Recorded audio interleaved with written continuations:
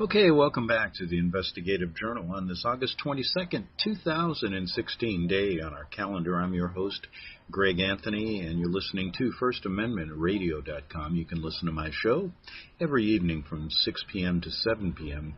That's on FirstAmendmentRadio.com. That's Pacific time. They also play the show at 11 a.m. Pacific time. Thank you, First Amendment. And if you can't get it there, go to my long-standing website at arcticbeacon.com. That's called arcticbeacon.com, and you can get shows going back 10 years talking about the Vatican-led New World Order. And if you've been listening to my show in the past couple of weeks, I've ran a series called the Greatest Off-Broadway Play Ever Produced in the History of Mankind, the 2016 presidential elections. And I thought it was an entertaining way to show you how the Vatican-led New World Order has really written the script for what's going on in our lives today.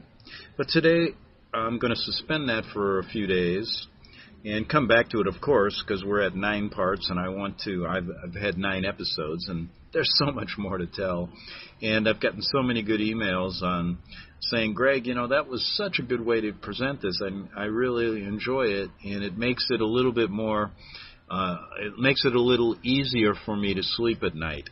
Well, thank you. I'm glad I've given people a reason to get a good night's sleep, because you really need to do that. And by the way, just for gins and giggles, there's a product made in Minnesota. It's called MyPillow. And go to mypillow.com. I have no interest in, financial interest in it. But one of the reasons, I've always hated sleeping on a bad pillow. And this is one of the best, man. Get MyPillow. It's made in America. What a good night's sleep you get. And I have no financial interest in it at all. But somebody turned me on to this, and ever since I got it, I sleep a little bit better. You can get 2 of them for like $20. And help America. It's an American product made in Minnesota, and just go to mypillow.com. Just wanted to help you get a better night's sleep. But anyway, I'm going to use this show to get real serious. And what I mean by that is we don't have any time left, folks. The story we talk about here is coming to a culmination of what we say. Here all the time, a one world government, one world order, and it's moving so fast now that we've got to get our house in order, and we've got to accept it. We've got to figure out what to do. And I want to present a video that I saw and I watched, and this puts it all together in a sense when we look at things. And what it's called is Pope Francis to proclaim Lucifer as God of the one world religion on September 23rd, 2016. And there's some really other good things in this video that you have to listen to. And the reason I'm playing it is for important reasons. For you, for me, for everyone that's listening. And please get this out to a number of people. The idea that all of the things transpiring in the world today, for example, you're listening, I've just listened to the story about the suicide bomber who was 13 years old or 14 years old that killed 51 people in Turkey. And it's an amazing story. There's a journalist who's also done stories about how the American government, through the United Nations, is actually funding schools in the Middle East that are teaching young kids. They give them little dolls and tell them to go home and behead infidels. And we're funding this through the UN. This is getting to a point where I don't see how any person can understand what's happening. And since the beginning of the Vatican, and now since Vatican II and Pope Francis, it's coming to a head. And what they have to do to get this one world order together, and one world religion together, is to destroy Christianity. So said Albert Pike. So said Blavatsky, who said, until we cannot bring a Luciferian system into this world unless we destroy Christianity. So, for all of you out there who are true Christians, for all of you out there who are even Protestants, Lutherans, Methodists who think, the Bible is important, but you've been usurped by your leadership to fall under the reign of the Vatican, please listen. It's our last chance. And really, what do you have to lose? You don't realize, and I'm going to tell it to you straight, your government, your Pope, your leaders of most Protestant churches in America have sold you out. The top boys have sold you out. And they're bringing in a Luciferian system, and that entails everything in your life. The Pope's social justice, so to speak, which will take away all your money, take away everything you have, and put it in the hands of a few people and consolidate everything. And it's right around the corner. So I'm using this show to be very serious and tell you that you must really get your house in order. Figure out a way to live with it. And realize that you need to find yourself. And realize that this New Age movement, all these things they're talking about, is not the way. So let me play this. It's about 11 minutes and 46 seconds. Pope Francis to proclaim Lucifer as God of the one world religion on September 23rd, 2016. Now let's be clear. When you listen to this, remember this. There's a part in this video that states that the Vatican has been infiltrated by Luciferians. Oh, that's probably, if you want to realize that, yeah, it has. There are Luciferians there. But this Vatican has always been this way. They've just changed their modus operandi depending on the generation they live in, depending on what they have at their disposal to do it. So let's listen to this, and I hope you get something out of it. And we'll be back right after that, and I got some more comments on it. I may make a few as we listen. Okay, here we go. And someone by the name of C. Irvana presented this to us, and it's pretty good. Here we go. On September 4th through the 23rd, 2016, a major event will occur in the Old City of Jerusalem. It will bring together actors, artists, musicians, and persons in the media from around the world. What on earth are they planning to do in Jerusalem? At an event that ends on September 23rd, leaders from Roman Catholic, Muslim, and Jewish communities will gather for one of the longest interfaith services in history, right there in the Old City of Jerusalem, right there where the Lord Jesus walked, right there where the temples once stood. They will offer worship to a God under the banner of ecumenism. It is there they plan to do away with categories of religion and ignore differences. The service will combine three monotheistic faiths under one roof in a house of worship for all believers. One part of the event will occur from September 5th through the 11th and will bring together Jew, Muslim, and Christian under, quote, a passion for Jerusalem, in which they can all coexist temporarily under the wings of the Almighty, unquote. Some of the headlines on the website for this event talk about dissolving boundaries and coming together in worship of the same God. Another part of the event will occur from September 12th through the 23rd. The leaders of this event, which is called Makudashet, will perform an 11-day consecration.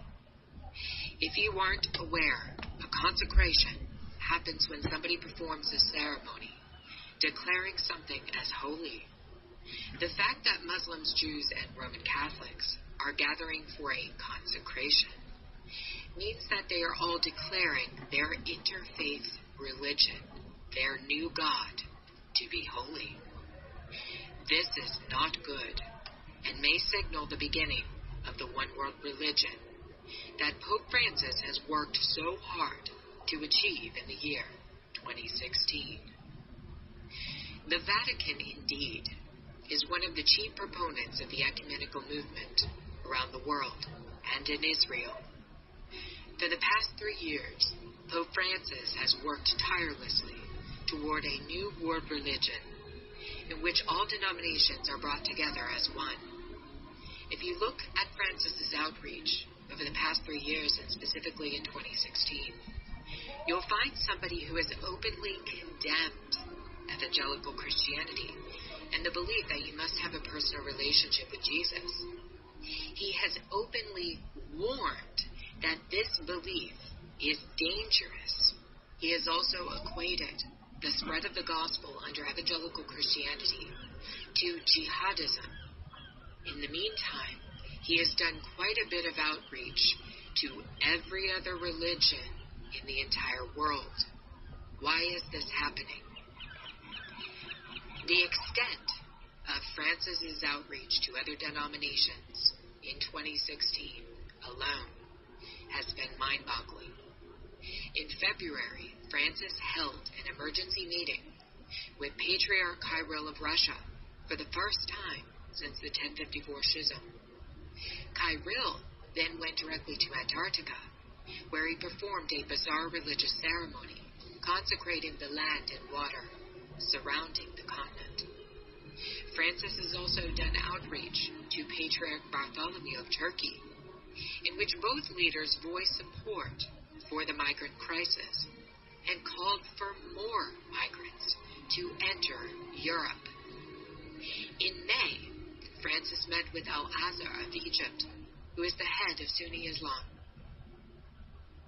In January, Francis became the third pontiff ever to visit Rome's major synagogue.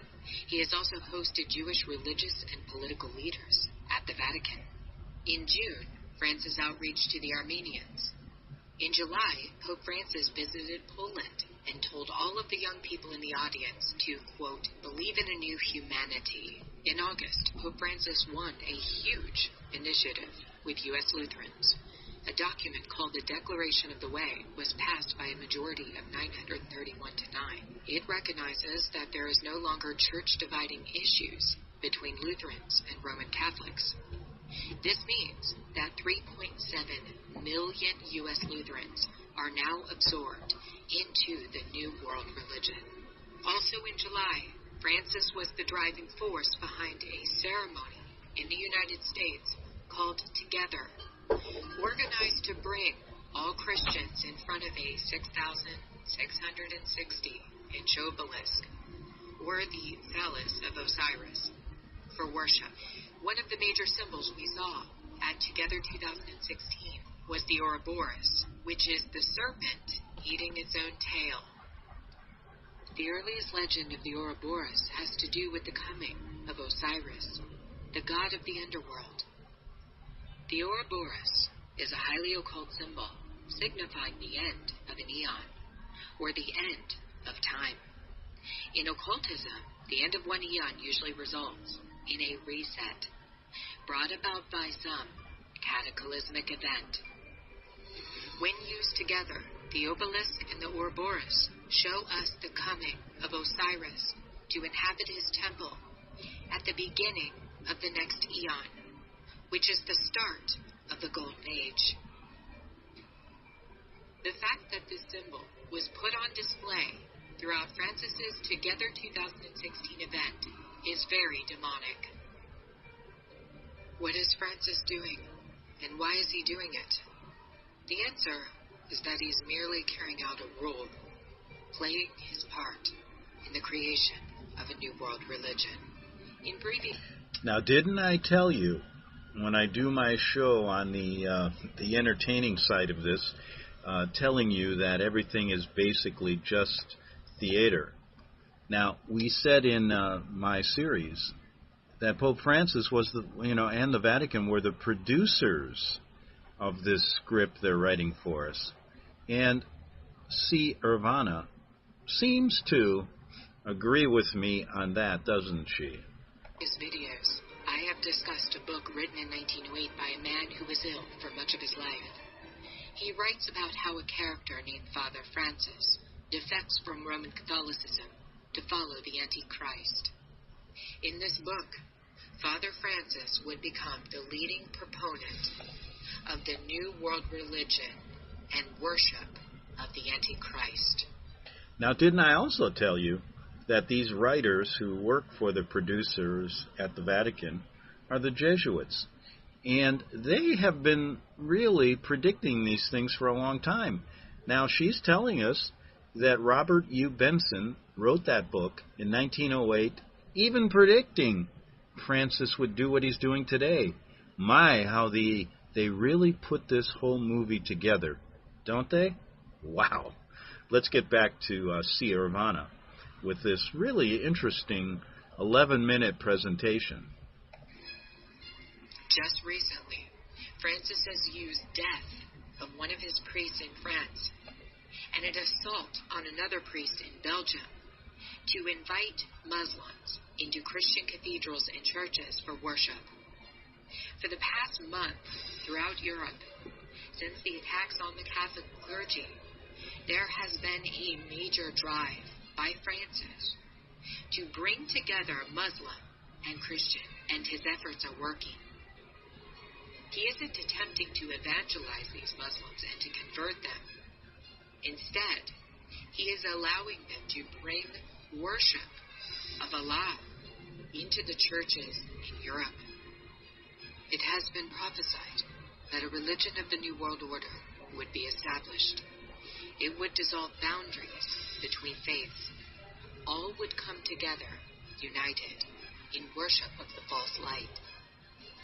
There are Luciferians in history who predicted that Christianity and all religions would eventually collapse, making way for the religion of pure Luciferianism. A couple of these individuals was Luciferian and 33rd degree Grand Wizard Albert Pike, as well as Luciferian Helena Blavatsky. She viewed Christianity as a major challenge to the agenda of unveiling a new world religion. Christianity, in her opinion, would have to be done away with in order to unveil the new religion. We also have warnings from a former Jesuit who was murdered in 1999 that a one-world religion was in the making. It was an ecumenical religion that was being set up for all to follow. Malachi Martin told us the secret in an interview with Art Bell before he died. Luciferians had infiltrated the Vatican and were planning to set up a new religion, one they believed would last for 1,000 years. You might remember when Francis came to America last September, we saw a major push toward the full ecumenical agenda. Francis's itinerary started on September 23rd, 2015, one day after he landed in the United States. He had set his sight on finalizing what his predecessor, Pope John the 23rd, had set into motion on September 23rd, 1959. It was on this day John would offer a prayer that would begin the downfall of the Roman Catholic Church. A document would be penned declaring a new outreach to all religions in the world as children of the same God. Without a doubt, Vatican II is remembered as Catholicism's greatest push toward the New World religion. Vatican II would change everything about the actions of all future popes. It was now about piecing together a new religion, one that would be ready, waiting for the coming of the capstone. Pope Francis is truly preparing that new faith right now for all in the world to become a part of. Okay, wow. What a great presentation to bring us to date on what's going to happen very quickly. And each one of us, folks, in the last 3 or 4 minutes here before I get to the break, and then we got some good things on the other side of the break for you. But each one of us has our own life, our stories, much different, but we intersect somewhere in life, don't we? Isn't it interesting how life's intersections are basically the signposts of where we go in life? And so I know we all have such differences. We all have such different routes, different professions, different ideas. But we have to somehow use the same words they're using now. And you're seeing it all over. Pope Francis, this Luciferian. Hillary Clinton, this Luciferian, using the same terms and words for their campaigns. Pope Francis saying, everyone together. Hillary Clinton is saying, stronger together. What was that big, huge rally by the obelisks worshiping ISIS, the terror group these people created? Together. But we can turn it around and use those same words to mean something. And let me give you an example from my point of view. And I know you're going to have your own. But when I was starting out in journalism, the only thing I really cared about was I wanted to learn the truth, and I knew nothing. I knew absolutely nothing. And today as I sit, I have to realize that I know nothing as well. And that idea of knowing nothing keeps me going to understand it all. So when I was living in Rome, put there for some reason, I don't even know, to be honest with you. I think it was kind of like, at the time I did it, I had to see the world, but I ended up there. And that was the beginning of what I've learned ever since then. And I'm sitting here now, seeing the progression, seeing everything come to us, and only thing I know is that people who really believe in Christianity need to get together and to stand up for what they believe in. And whether we win or lose in this world here has little meaning, or even, to me, it's not even that important.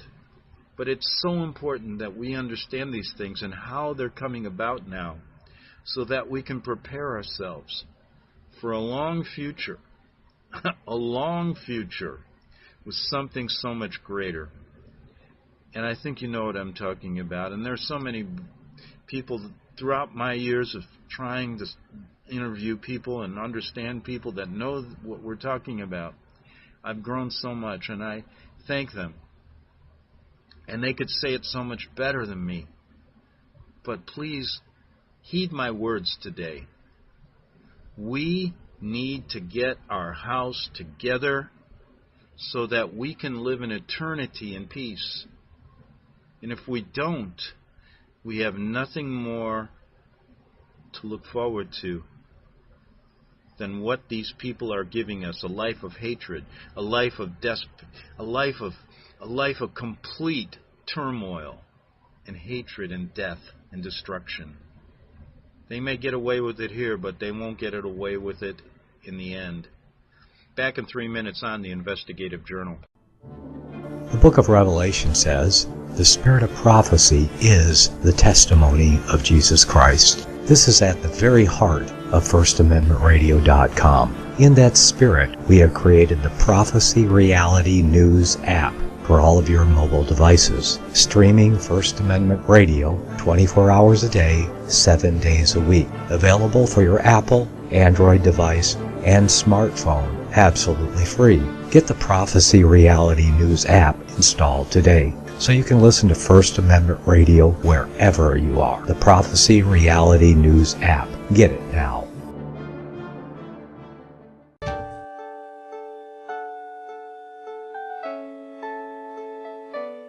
The program you are listening to is 100% sponsored by you, the listener, on this First Amendment Rights Media channel. you will notice that there are few commercials on this radio network. There's a good reason for that. Corporate advertising dollars come with strings that limit program content. So without your help, these programs cannot continue on Internet or our several affiliates. If you benefit by the educational law programs, we ask you to give. If you are admonished or nurtured by the Bible and ministry programs, we ask you to give. If some voice a cause that you are passionate about, we ask you to give. If you believe in any of these, we ask you to support them as you would a missionary on a continual basis, as if giving a tithe for missionary radio. These programs are not commercially viable and must be supported by those faithful to the cause of truth. Look for the button to sponsor your favorite programs at our listen and schedule pages on the Internet. Then, when you subscribe, we will send you the last quarterly MP3 CD of that program immediately, and continue to do so with each new quarter. We will also give you unlimited archive access to all of our programs. We're asking you to give much less than a tithe, so that you may also send support directly to a particular program host, cause, and anywhere else the Spirit may lead you. Do all to the glory of our God and Creator, for His holy nation, the only kingdom that will last forever. Thank you for listening.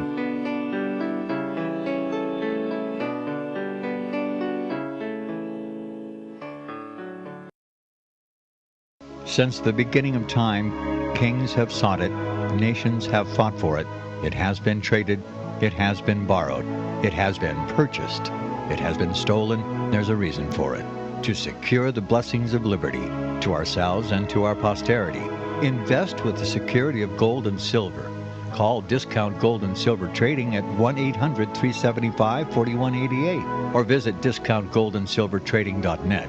Listen to Financial Survival with your host Melody Cedarstrom right here on FirstAmendmentRadio.com at 4 p.m. Eastern or 1 p.m. Pacific Time. Visit discountgoldandsilvertrading.net or call Discount Gold and Silver Trading at 1-800-375-4188. Toll free 1-800-375-4188. Okay, welcome back to the second half hour of the Investigative Journal on this August 21st, 2016 day on our calendar. Theme for this show is Get Your House in Order. The stage is set for the Vatican-led New World Order Jesuit takeover. And I think, when I listened again during the break, I was talking to a few people about this, and amazing how people are catching on. And since we talked about the real architects, the structure, the political let's call him a producer of a script written to basically turn Christianity upside down, the Vatican. They have to have their henchmen. They have to have their diabolical organization that's been doing this ever since the Protestant Reformation, the Jesuit Order. And they're also writers. Oh, they've gotten every aspect of your life when you start really thinking about it. Political, scientific, the healthcare world. There's no stone that if you go out, in the analogy I like to use is when I walk on the beach and I turn over every little stone, there's a little Jesuit under there going, Gregory, I know you know what we're doing. However, the American people have been blind, and we're going to win. And every rock in this whole world will tell you that. I don't care where you go, what part of the world you go in. I don't care if it's America or Iraq or China or... Remember the Jesuit general that said, we sit and control the world without anybody knowing how we do it. Well, you know what? More people are catching on. Get your house in order, Christians, because they're after you. And even if you go to church on Sunday to a Protestant church, start asking those Protestant ministers what they really believe. And I presented a show years ago, 10 questions to ask your Protestant minister, whether he is a Luciferian following Vaticanite or whether he is a true Christian. And I'll present that again. Maybe I'll revise the questions and give them to you so you can ask them if you got the guts. Well, anyway, I got to play this. And I found this. It's from Prophetic Signs. Another great presentation, 16 minutes, called The Jesuit Vatican Agenda for America, The Stage is Set. And really a funny thing, at the end of this, a funny thing for me, and it wasn't funny, it's just really interesting, and I'm really happy for it. The last few words in this video, I think were taken from my buddy Tom Fress, who does a show here on First Amendment. And Tom, let me tell you this. If I was in a foxhole fighting these Jesuits, I'd want him right beside me. A true, real Christian, a great guy, and I really mean that. But what I want to say is that they used a few of his words. I think that's him speaking, and it's really cool what he says at the end. And you know what? I remember just personally, when I was Tom had done shortwave radio long before. I don't listen to shortwave radio, and he'd been preaching this message for years, I guess, from his home in Iowa or Indiana. I think it's Iowa. And when he wanted to start doing internet stuff, I don't know, he listened to my show, and he always listened to what I was doing, and we got to know each other. And I remember there was one August or whatever, I wanted to take about 2 or 3 weeks off, and I let Tom host my show, and he did such a fantastic job. I had to get back, or I thought I'd lose my show. But anyway, he got his own show on First Amendment, and I'm glad I helped him out in any way I could. But anyway, let's get to this. Jesuit Vatican Agenda for America. The stage is set. Here we go. Okay, did I say that? Here we go. Here we go. I just didn't hit the right button. Introduction to the book The Secret History of the Jesuits by Edmund Paris. There is no other person more qualified to introduce Edmund Paris' book, The Secret History of the Jesuits, than Dr. Alberto Rivera, a former Jesuit priest under the extreme oath and induction, who was trained in the Vatican and briefed on the history of the Jesuits. This information is factual and fully documented, and it should be read by every Bible-believing Christian in the United States and Canada. The Bible says, quote, "My people are destroyed for lack of knowledge," unquote. Hosea chapter 4, verse 6. Dr. Rivera's introduction. The most dangerous of men are those who appear very religious, especially when they are organized and in a position of authority. They have the deepest respect of the people who are ignorant of their ungodly push for power behind the scenes. These religious men who pretend to love God will resort to murder, incite revolution and wars if necessary to help their cause. They are crafty, intelligent, smooth, religious politicians who live in a shadowy world of secrets, intrigue, and phony holiness. This pattern seen in the secret history of the Jesuits, spiritually speaking, can be seen in the scribes, Pharisees, and Sadducees at the time of Jesus Christ. The same evil spirit directed by the Roman emperors to issue the 10 murderous decrees to persecute the early Christian church.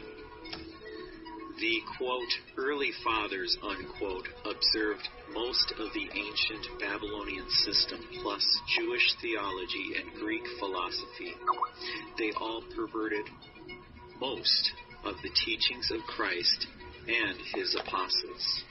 They paved the way for the Roman Catholic machine that was to come into existence. Piously, they attacked, perverted, added to, and took away from the Bible. This religious Antichrist spirit working through them is seen again when Ignatius de Loyola created the Jesuits to secretly accomplish two major goals for the Roman Catholic institution. One, universal political power, and two, a universal church in fulfillment of the prophecies of Revelation chapters 6, 13, 17, and 18. By the time Ignatius de Loyola arrived on the scene, the Protestant Reformation had seriously damaged the Roman Catholic system. Ignatius de Loyola came to the conclusion that the only way his, quote, church, unquote, could survive was by enforcing the canons and doctrines on the temporal power of the Pope and the Roman Catholic institution.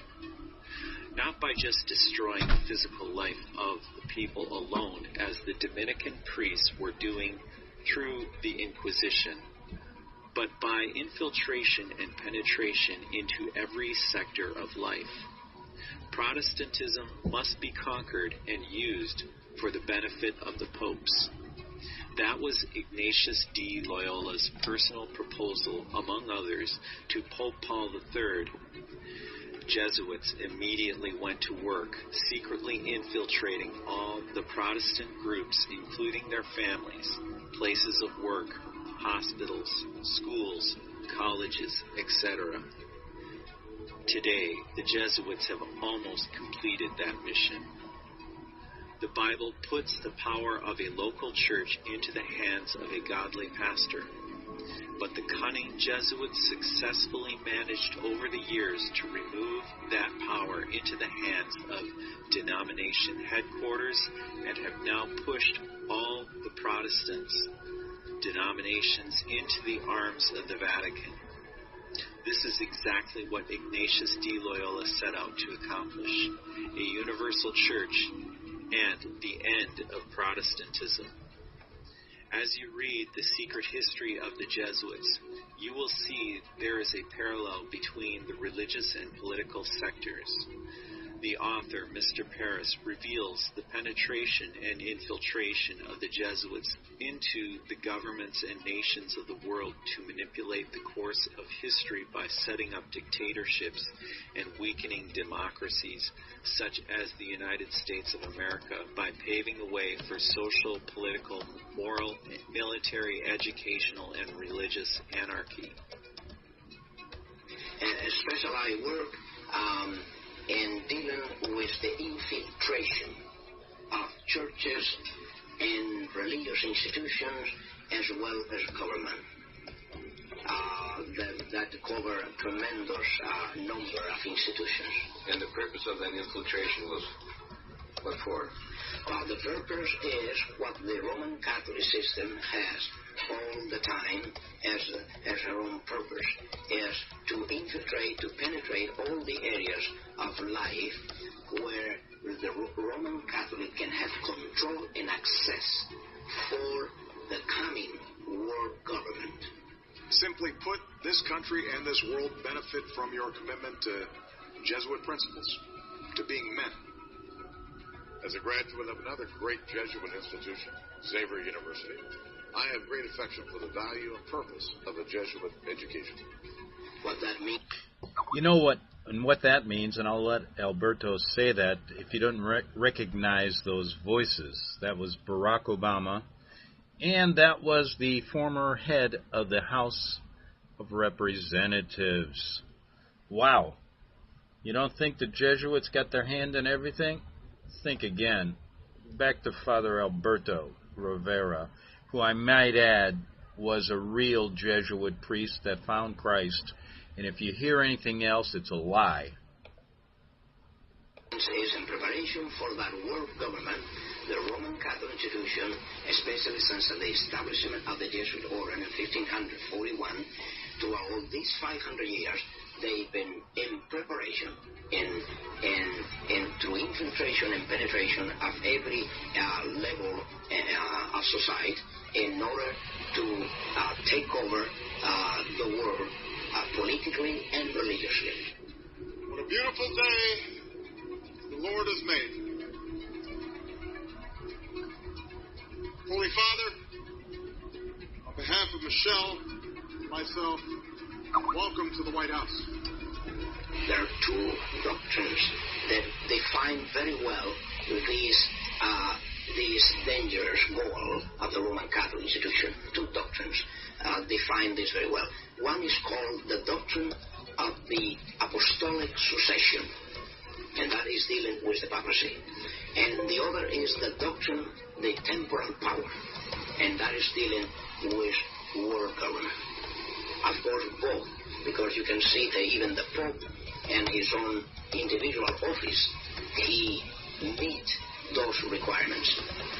He is not only the head of his church, as he called himself, John Paul II, the present Pope. He said he is the pastor of his church. He is not only that, but he is the head of his state. It is a sign, perhaps, of how far we have come in this country that today's news of formal recognition between the governments of the United States and the Vatican did not create a furor. Once upon a time, it would have. Once upon a time, and not all that long ago, it did. From the time of President Washington, there was the first president to be utilized by the Jesuits. If you were not aware of that, President Washington already was initiated by the Jesuits to bring about the first communication with the Vatican ever known in this country. From there on, President Reagan...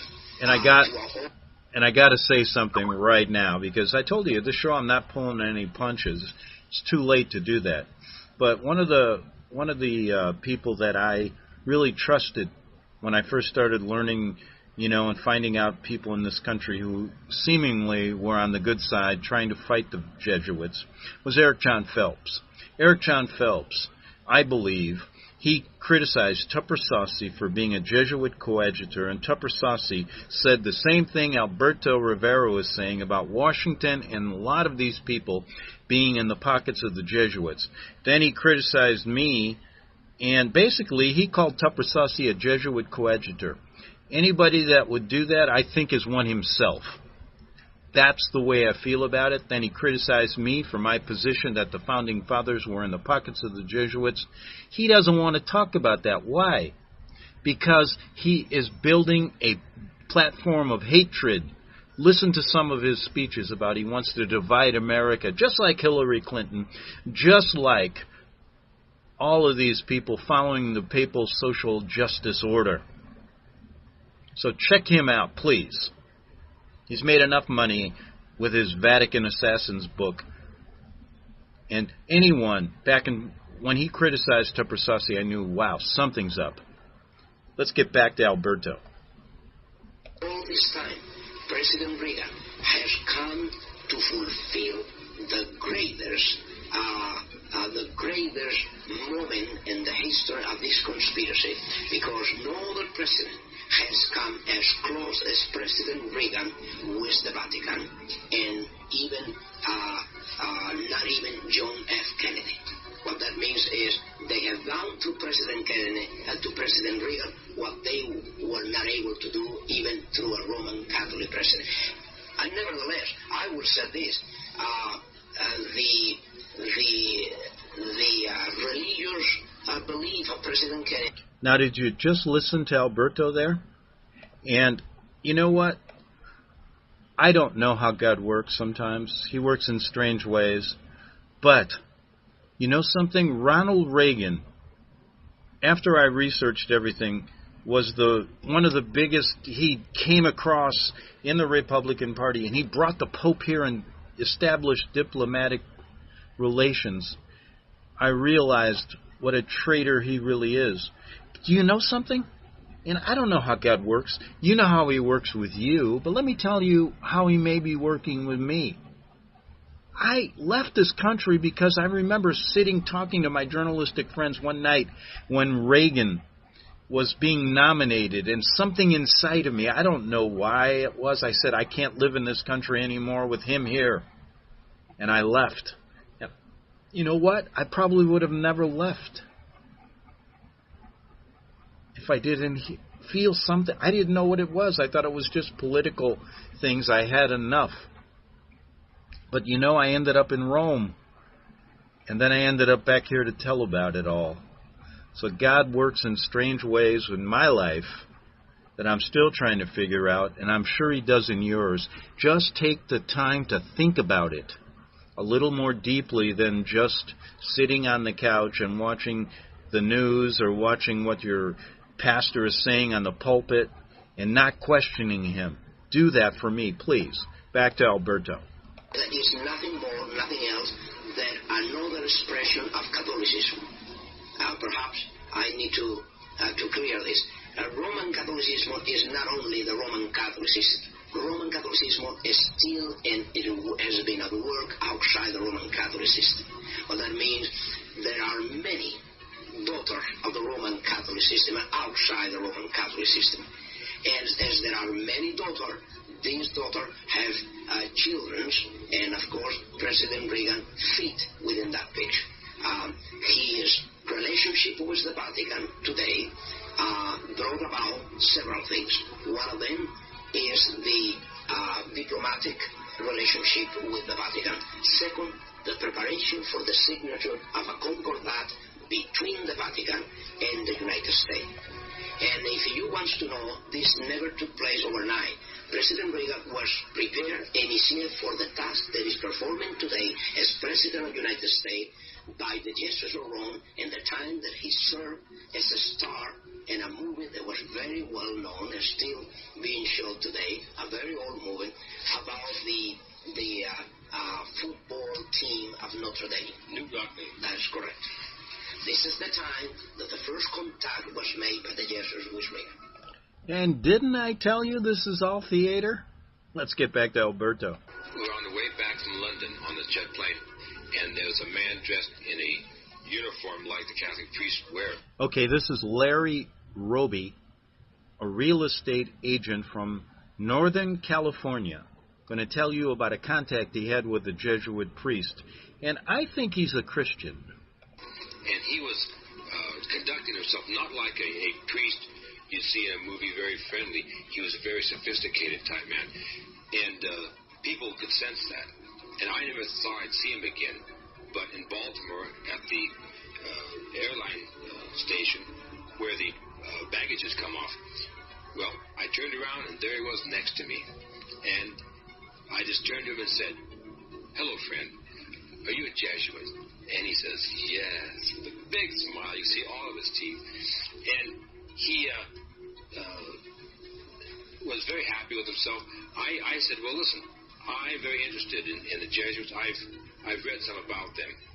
And what would you think about the Council of Trent and what was invented in the Council of Trent and the infiltration of the Jesuits into Protestantism and the use of the Jesuits through organizations like the Illuminati and the futurism theory, the secret rapture that they invented for the Protestants?" And I talked about a lot of those things, and he had a metamorphosis take place.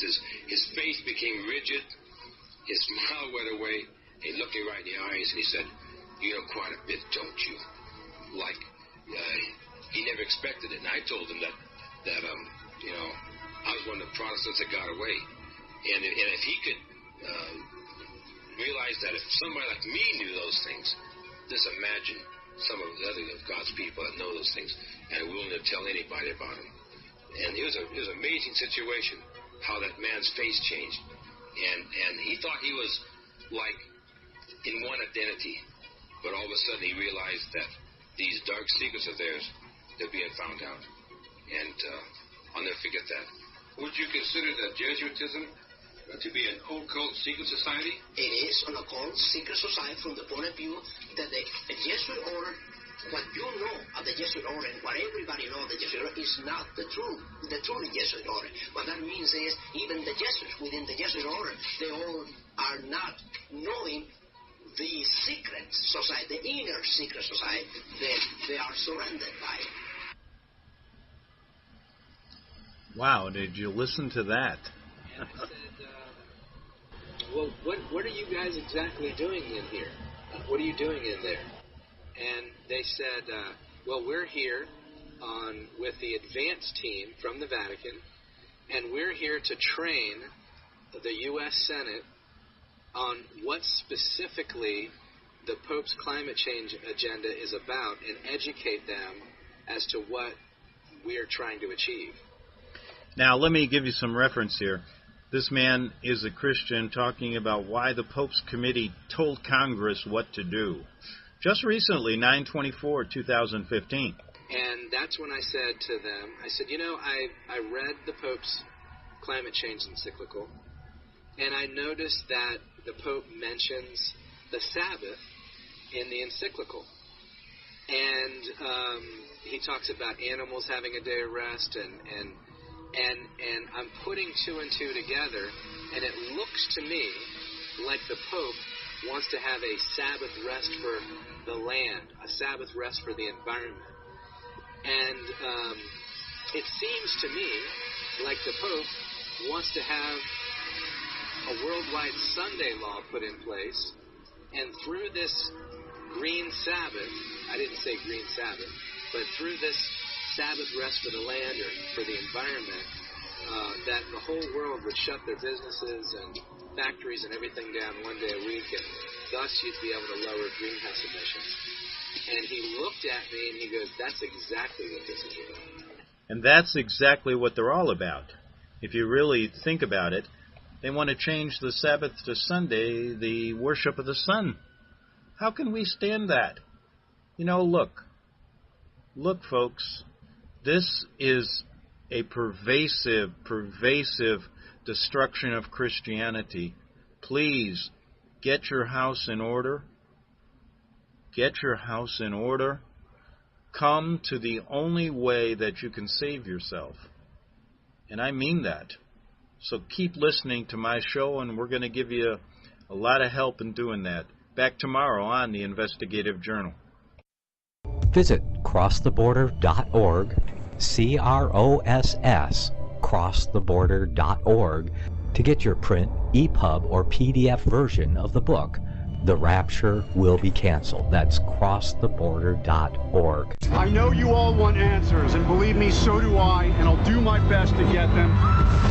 Despite Nicolas Cage's promise to do his best to get left behind rapture answers for us, don't hold your breath. Not everyone believes Left Behind is true prophecy. Some may even regard as conspiratorial the mainstream re-release of the Left Behind movie with actor Nicolas Cage portraying the main character as an attempt to further reinforce in the minds of all this perception of false prophecy in order to condition the masses for the play about to begin. If you want true Bible prophecy answers, get the book, The Rapture Will Be Canceled. The author exposes the Latin rapture origin, the 7-year tribulation deception, true Bible revelation of Daniel's 70 weeks, the abomination of desolation, the restrainer, America in the Revelation, the image of the beast and the mark of the beast, and the truth about God's chosen people, and so much more about Bible prophecy. This book will shatter the Left Behind paradigm of future events. Get the book, The Rapture Will Be Canceled. Visit crosstheborder.org, CROSS, crosstheborder.org, to get your print, EPUB, or PDF version of the book, The Rapture Will Be Canceled. That's crosstheborder.org.